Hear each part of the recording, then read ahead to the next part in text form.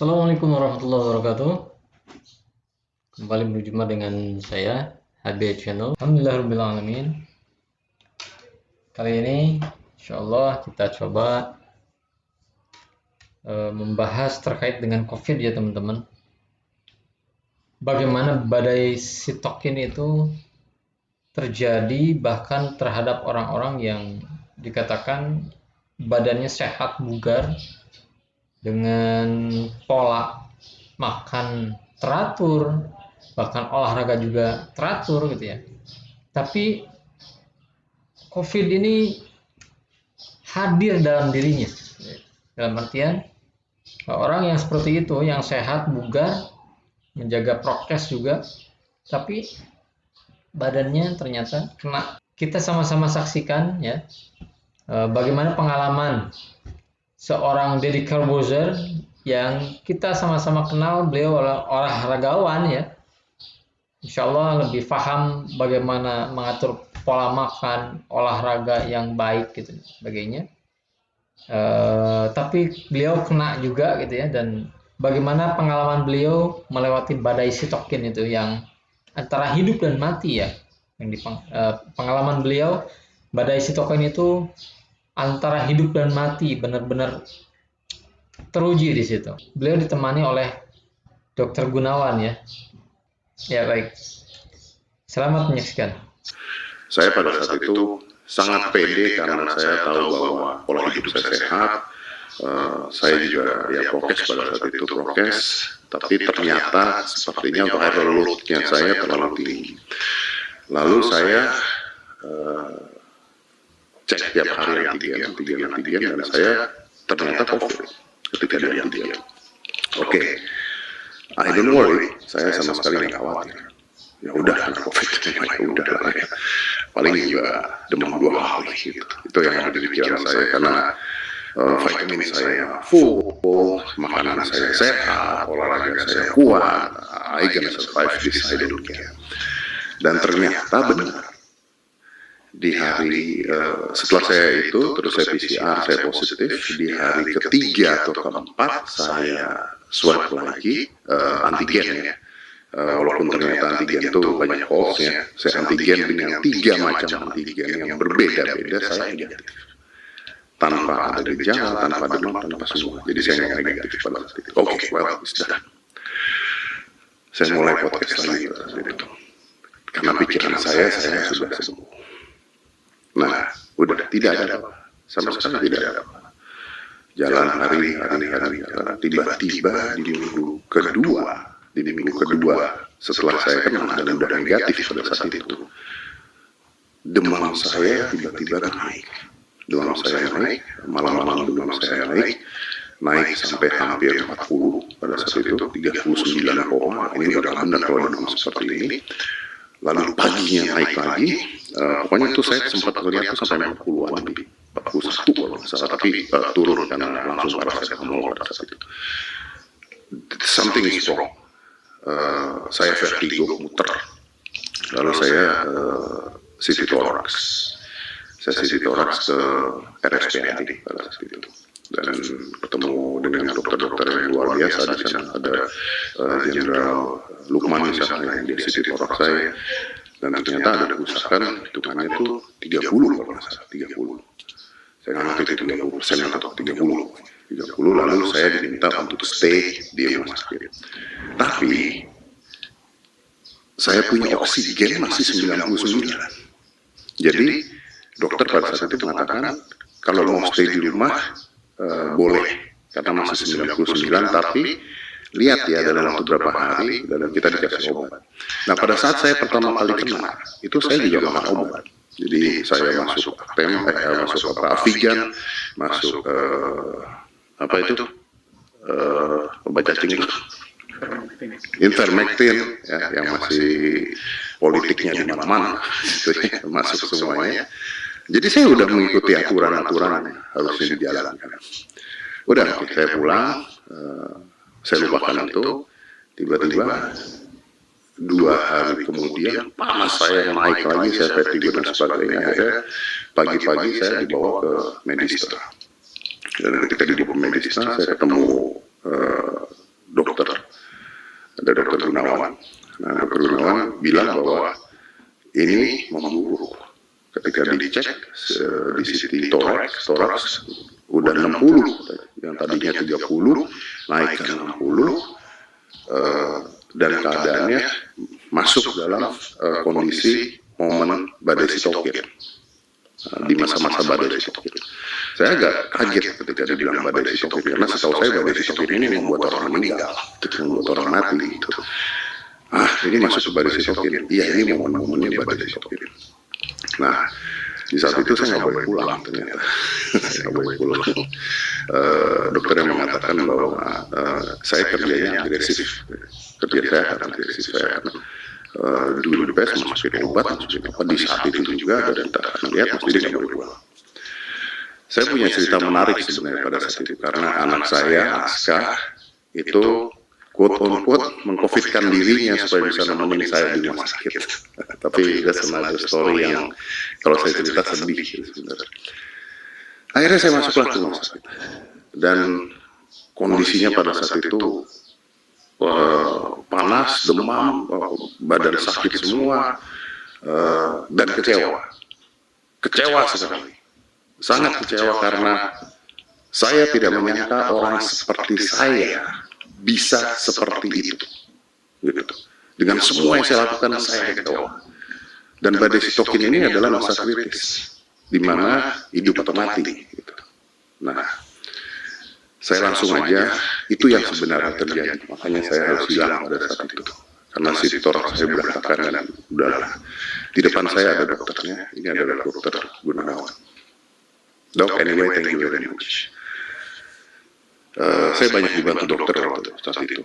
Di RSPAD ada Dokter Lukman, terus saya ada kenal dokter pribadi saya, ada Dokter Weni pada saat itu, chat-chatan saya, dan Dokter Marcella, Dokter banyak sekali, Dokter Mata, yang datang ke rumah juga ada, dan tapi Dokter Gunawan ada dokter yang menangani saya. Nah dok, saya punya pertanyaan banyak sebenarnya. Pertama dulu, saya kecewa. Kenapa dengan keadaan saya, yang saya sehat, saya olahraga tiap hari, vitamin D saya tinggi, zinc saya tinggi, saya bisa kena tanpa gejala, lalu di minggu kedua hancur saya. Dan kalau gitu, yang ngapain saya promo kesehatan gitu? Pertanyaan yang sulit dijawab sebetulnya. Banyak hal yang harus kita diskusikan. Pertama, memang ini virus baru. Banyak hal yang kita belum tahu terus terang. Dan virus baru ini pun muncul kan baru tahun lalu. Dari bulan ke bulan kita ikuti perjalanan virus ini, ada mutasi, bahkan sampai terakhir ada mutasi dari varian Delta, varian Lambda, dan kawan-kawan. Dok, maaf saya potong. Pada saat awal-awal virus masuk ke sini, itu kan prokes baru awal-awal. Tidak semua orang prokes dulu. Saya juga gak prokes dulu. Dan gak kenal itu. Oke. Jadi masalah, kita mulai dari awal dulu, masalah kena transmisi. Kapan orang kena, kapan orang kena. Jadi gini, COVID ini sampai sekarang masih banyak perdebatan masalah transmisinya. Nomor satu, apakah ini airborne atau menular lewat udara? Itu sampai saat ini belum terbukti bahwa ini airborne. Tapi ada teori yang bilang ini bisa ditularkan di dalam satu ruangan tertutup. Ada yang dinamakan fomites. Fomites itu adalah gini, kita ngobrol, kita batuk, pada pasien yang sakit kan batuk, itu keluar droplets. Droplets itu ada semacam partikel kecil, percikan, dan itu bisa ngambang di udara selama beberapa saat. Kalau ventilasi udara di dalam ruangan itu tidak baik, dia bisa stay sekitar 20-30 menit. Dan itu bisa terhirup oleh orang lain yang berdekat. That's why masker dua-duanya. Jadi ada ibarat, saya pakai masker, Anda pakai masker, kemungkinan nularnya 0,4%. Karena Anda batuk ketutup, Anda tutup. saya ketutup, saya jaga. Oke. That's I get it. Jadi ada penelitian, satu keluarga yang salah satu keluarganya kena, dari 10 orang, 7 orang kena, 3 orang tidak. 70%. Oke. Tapi masalahnya adalah saya masuk ke badai sitokin di mana saya bisa meninggal pada saat itu dan kritis saya. Ya. Sekarang kita beranjak ke perjalanan sakitnya si COVID. COVID ini ada perjalanan sakitnya. Pada minggu pertama itu adalah awal viremia atau virusnya masuk dan bereplikasi di dalam badan. Badan masih bingung, ini apaan nih? Barang apa nih masuk di dalam badan kita? Dia mulai muncul respon imun. Sel darah putih mengenali, oh ini bukan anggota badan kita nih, virus ini. Dok, boleh nggak saya potong? Boleh nggak saya potong? That's not my point. I understand gimana virusnya. What I don't understand.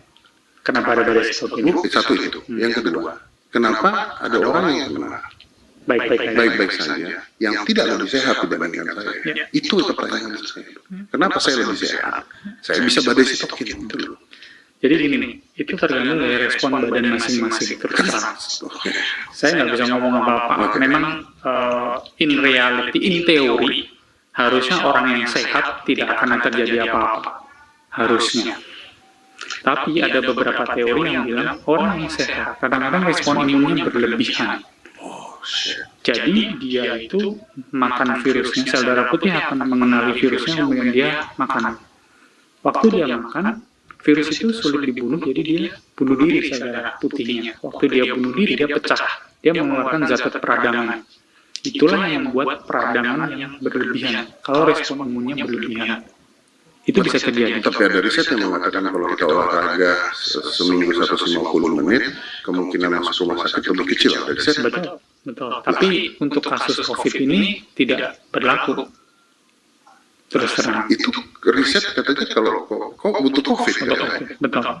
Masalahnya gini, itu ada riset dari skala yang besar. Masalahnya COVID ini respon imun masing-masing orang berbeda-beda. Tidak bisa digeneralisir. Kita kadang-kadang menangani pasien juga case by case. Tidak bisa, oh ini semua nanti pakai ini, semua pasti sembuh. Tidak. Saya paham sedikit di sana. Tapi apakah keadaan kesehatan tubuh saya membantu pada saat saya kemarin kritis itu? Iya, membantu. Kenapa? Karena Anda dari awal sebetulnya tidak ada gejala. Ya kan? Anda bilang tadi cuma 2-3 hari tapi udah merasa enak habis itu. Ya, respon imunnya appropriate waktu itu. Mungkin pada saat minggu kedua ada sesuatu hal yang trigger peradangannya lebih tinggi. Bisa berupa obat-obatan, bisa berupa apapun yang Anda konsumsi saat ini yang trigger.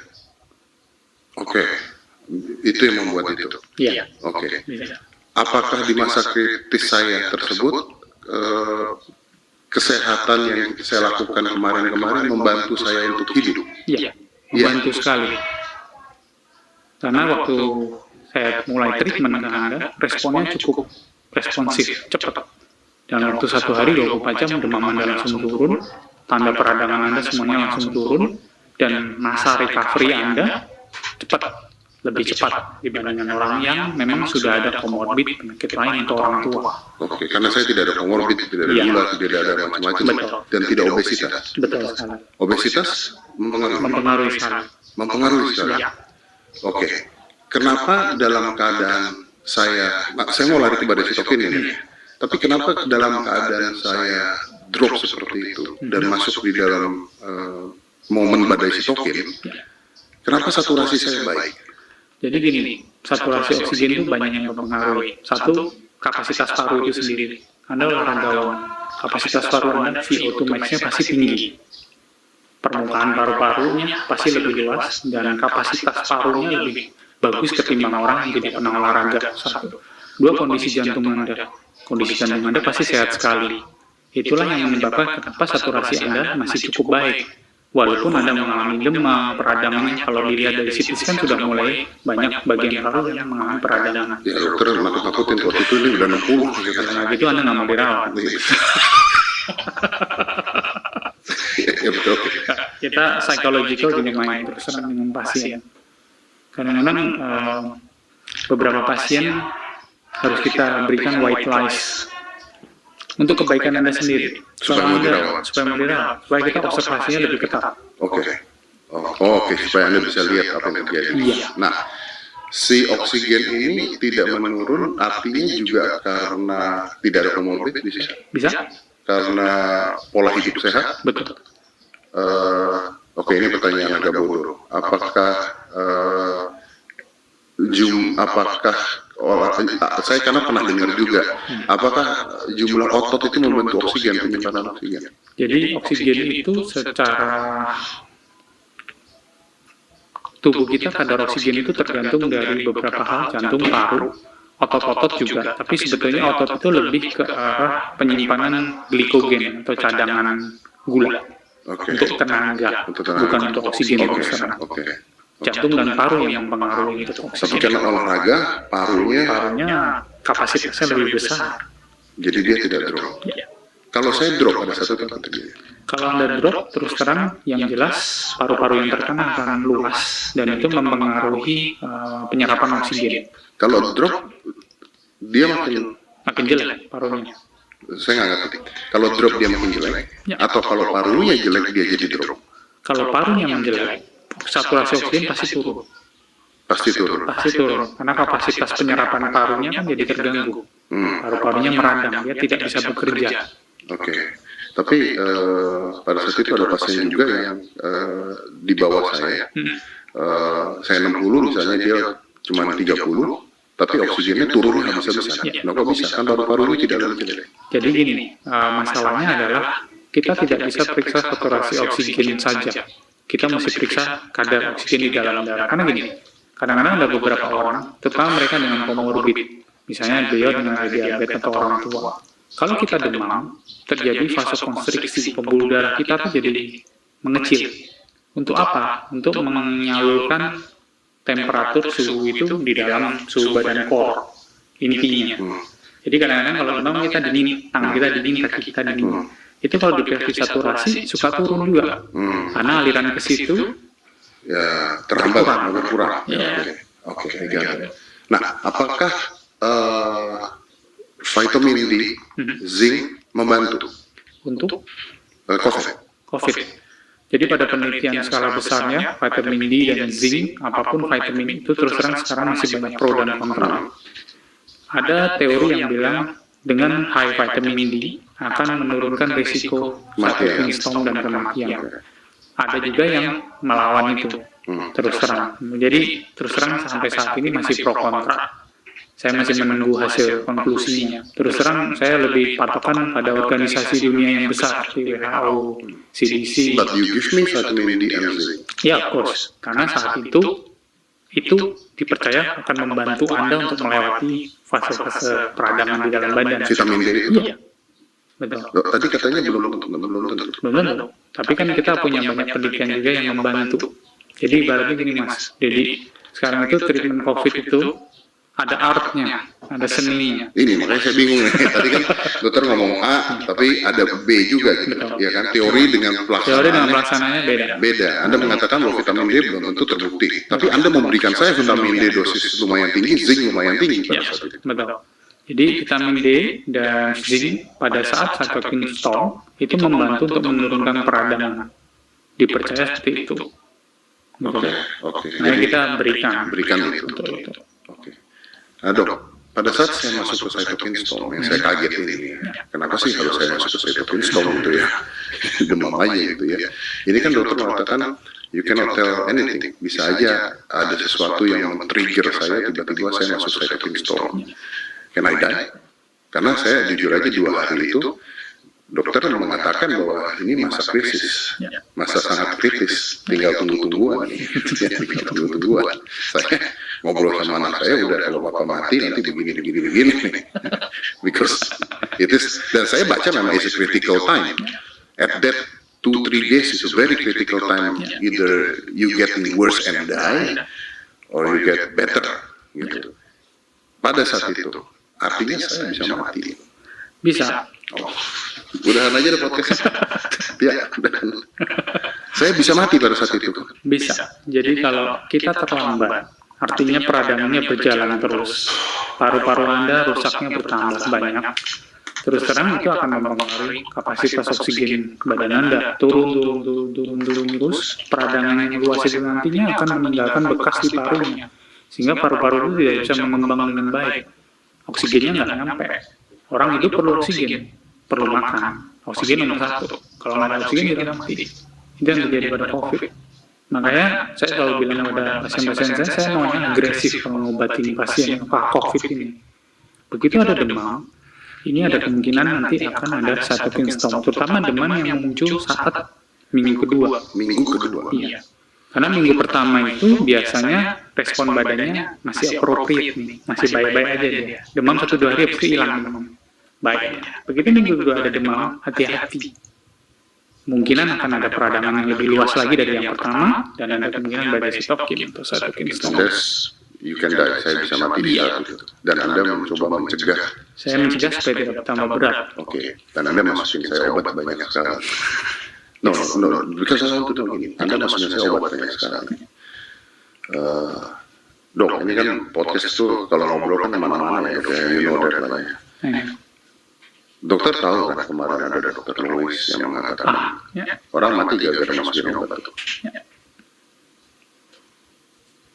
Saya jadi kesel sekarang. Karena saya tahu kalau saya pada saat itu tidak Anda tolong dengan obat yang banyak itu, saya mati malah. Oke, so obat yang saya berikan, saya sesuai patokan. Jadi dokter bekerja selalu ada patokannya, guideline-nya, prosedurnya.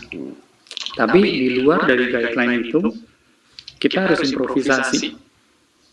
Contohnya gampang gini, ada demam, minum Panadol, demamnya turun, biasanya demam lagi, kasih Panadol lagi, demamnya turun lagi, naik lagi demam lagi. Pasiennya komplain, dok saya demamnya masih tinggi terus nih, badan saya sakit semua, pegel semua. Dok, selain paracetamol, kita punya obat demam lain, anti radang yang lain misalnya sama Venamat. Kita bisa berikan itu untuk menekan peradangan juga. Atau kalau yang peradangannya lebih berat lagi, kita bisa berikan namanya steroid. Anda ngasih saya steroid? Yes. So, tapi nggak jadi gitu beda steroid. Beda steroid. Jadi kita kerja itu case by case, tidak bisa disamaratakan. Jadi inilah artnya seorang dokter. Sebenarnya kita itu kerja memang ada patokannya, tapi kita lihat dari kasus per kasus. Kalau misalnya waktu awal Anda masuk ke saya langsung berikan sesuai terapi dari standar WHO Kemenkes. Kita lihat responnya. Waktu Anda masuk pertama, ada demamnya tinggi, kita berikan paracetamol IV drip, turun dia. Setelah itu Anda ingat nggak malamnya demam lagi? Di saat itulah saya mulai masuk steroid. Kenapa? Karena peradangannya waktu itu ditunjukkan oleh nilai laboratorium semuanya meningkat terus. Peradangan saya itu meningkat terus. CRP-nya tinggi. CRP itu adalah nilai laboratorium. Berarti saya naik peradangannya. Jadi badan Anda tidak bisa overcome peradangannya sendiri. Jadi mau nggak mau, kita harus turunkan peradangannya. Pakai obat apa? Steroid itu. Dengan steroid, Anda demamnya langsung turun, nilai CRP-nya setelah kita nilai dicek ulang, turunnya signifikan. Oke. Artinya dengan steroid itu kita bisa menekan peradangan yang terjadi. Dan artinya sebagai dokter Anda belum tentu mengikuti sebuah pedoman yang harusnya ada. Iya, betul. Karena gini, kalau pedoman yang ada adalah untuk steroid kita berikan kalau ada desaturasi di penelitian besarnya ya, skala besarnya. Pemberian dexamethasone atau steroid pada pasien dengan COVID itu dianjurkan kalau ada saturasi oksigennya yang mulai turun. Tapi kalau kita menunggu seperti itu, recovery phase-nya lebih lama lagi. Jadi Anda sikat dulu? Saya sikat dari awal. Sebelum Anda terjadi kerusakan yang lebih berat di dalam paru-paru Anda, kita stop dulu peradangannya. Makanya Anda kerusakannya tidak berlanjut parah lagi. Dan saturasi Anda nggak pernah turun parah. Rendah 97 Pak Benar. Terus habis itu kembali lagi ke 99. Sempat 100 gitu. Nah dokter tahu bahwa saya akan survive di hari keberapa? Ketiga.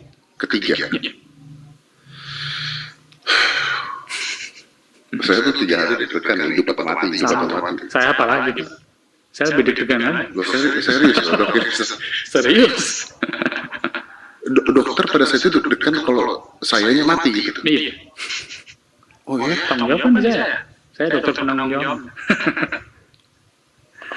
Terus terang sih, saya pribadi merawat pasien segini banyaknya, antara merawat orang biasa dengan orang yang famous itu beda pressure-nya.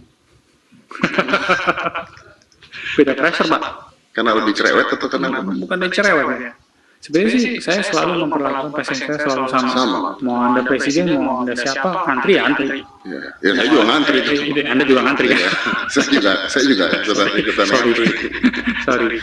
Itulah teman-teman ya yang disampaikan Deddy Corbuzier dengan pengalaman luar biasanya ya. Beliau sebagai penyintas COVID-19 mungkin dengan varian baru ya, dengan Dokter Gunawan yang merawat beliau, dan mudah-mudahan ini bisa menjadi pelajaran juga buat kita ya, bagaimana badai sitokin itu bisa membajak tubuh ini ya, membajak imunitas dan memerangi imun tubuh sampai-sampai kondisi kita ngedrop ya, paru-paru kita meradang ya, sampai akhirnya banyak juga yang kolaps dan meninggal. Nauzubillah. Mudah-mudahan Allah Subhanahu wa taala melindungi kita semua, segera ya, menghilangkan ya virus COVID-19 dengan varian-varian barunya ya, umumnya untuk seluruh negeri Indonesia dan semua di muka bumi ini COVID-19 benar-benar hilang. Amin insyaallah. Kita tidak mungkin bisa bergantung kecuali hanya pada Allah Subhanahu wa taala ya. Dan beliaulah sebaik-baik pelindung buat kita. Mari kita sama-sama kuatkan ikhtiar kita ya. Kuatkan kedekatan kita, ibadah kita dengan Allah Subhanahu wa taala, dan mudah-mudahan kita merasakan kesehatan, kita bisa menikmati dan mensyukuri kesehatan ini sehingga kita juga bisa banyak membantu semua orang ya, dan itulah sebaik-baik manusia yang bisa bermanfaat untuk orang lain ya. Demikian, semoga bermanfaat, sukses semua, sehat semua. Assalamualaikum warahmatullahi wabarakatuh. Demikian, mudah-mudahan video ini bermanfaat. Jangan lupa like, comment, subscribe, and share. Sukses semua. Assalamualaikum warahmatullahi wabarakatuh.